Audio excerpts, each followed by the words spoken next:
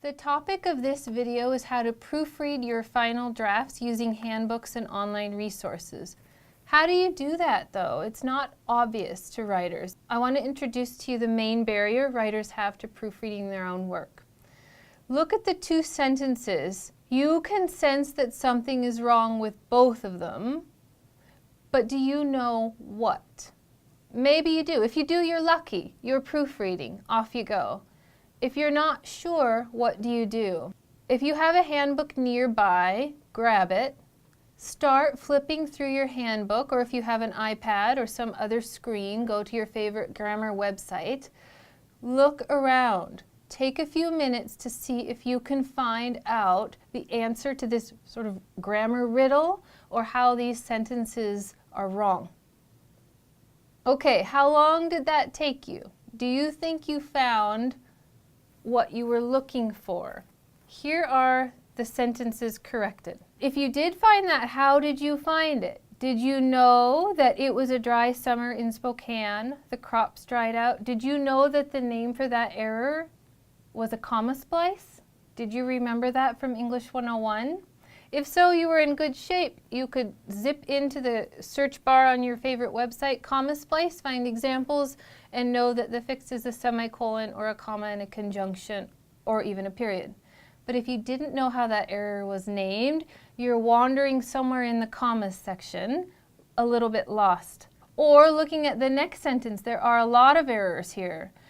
You needed to know about parallel construction for lists. You needed to know about how to punctuate the word before a list. You needed to know the end punctuation for the items in the list. You needed to know how to introduce the list. You needed to know APA style formatting for lists versus MLA style formatting.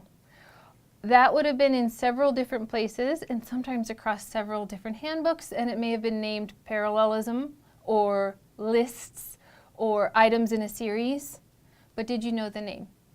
So the point I'm making is our greatest obstacle to understanding how to proofread errors that we sense, that our intuition is telling us are there, is we don't know how the error is named. We don't know how the author of the particular handbook has identified or named the error. How do you overcome that? You actually have to study your handbook or your favorite websites as documents in themselves so that you know what's there. Then when you encounter an error on the page, you can go back to your handbook and remember, I saw something about two independent clauses being combined with a comma. I saw that in the sentence in the green tabs. I was thinking that was, okay, in your flipping, oh, I'm kind of remembering seeing that, and then you say, oh, this is a comma splice, here's how to fix it. The same is true with, gosh, in my AP manual or my MLA manual, I've seen a lot of information about lists. I've already looked at it once. I know I need to go there and check for a lot of different things. Sometimes the web is better and easier than a handbook because you can use the search bar to your advantage. Two of the favorites that I like are the online writing lab at Purdue and the University of North Carolina Writing Center. Both of those writing centers have terrific handouts for writers. Also, the EWU Writer Center has wonderful handouts. When I asked you to look at the sentences with errors, how long did that take? A few minutes. Remember that. Although it feels like, oh, I don't have time to look this up. I'm busy. I've got to get this done.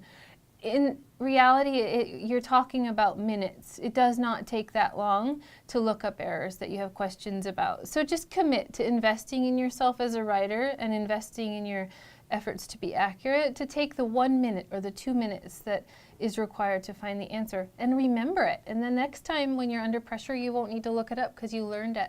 Proofread on paper.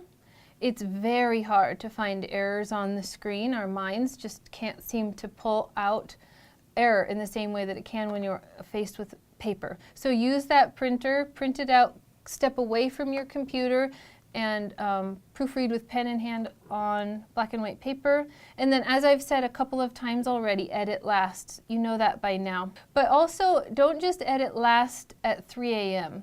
Allow yourself time and distance from your work. Save time. Even if you're under intense pressure and don't have the luxury of getting a lot of distance, still at least go to bed and then wake up and do it at the first thing in the morning, or take a walk around the block and then sit down with your hard copy. This is some great, again, Anne Lamott writer advice. Almost everything will work again if you unplug it for a minute, even you. Right? The idea is if you're too stuck inside your paper, you'll almost have memorized the sentences and the errors will fly past you because you know it's there. You're reading for content and you haven't had sufficient distance. So step away from the screen and edit last.